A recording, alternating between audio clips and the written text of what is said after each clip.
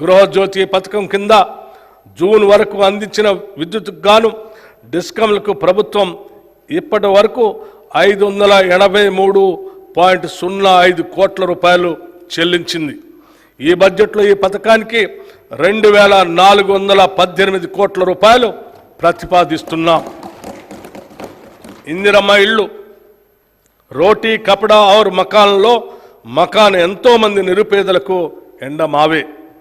పూట గడవని నిరుపేదలకు గూడును సమకూర్చడం ప్రభుత్వ ప్రధాన కర్తవ్యం. గత ప్రభుత్వం నిరుపేదలకు ఆశలు కల్పించి వారికి ప్రభుత్వ ఇళ్లు కేటాయించకుండా వారిని దగా చేసింది.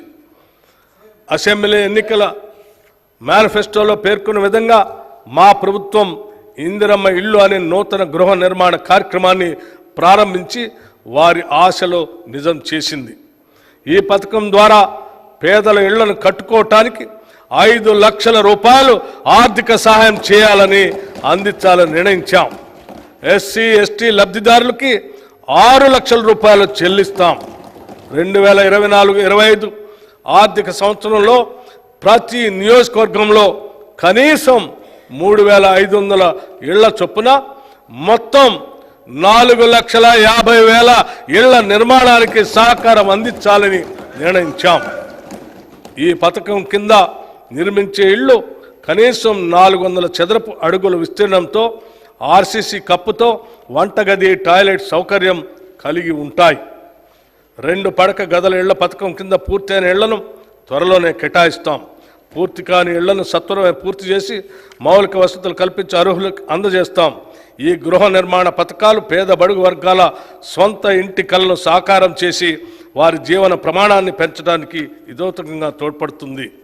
ప్రజా పంపిణీ వ్యవస్థ మన దేశంలోని నిరుపేదలు తమ కడుపు నింపుకునేందుకు ప్రభుత్వ ప్రజా పంపిణీ వ్యవస్థ ద్వారా అందించే బియ్యం మరియు నిత్యావసర వస్తువులపై ఆధారపడి ఉంటారు.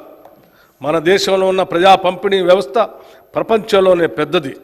అందుకే మన రాష్ట్రంలో గాడి తప్పిన ఈ వ్యవస్థను గాడిలో పెట్టేందుకు తగు చర్యలు తీసుకుంటున్నాం. ధాన్య సేకరణ కట్టుదిట్టంగా అమలు చేస్తున్నాం.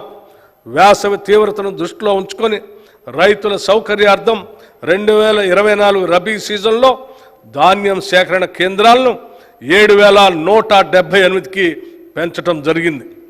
2023-24 రబీ సీజన్కు ముందు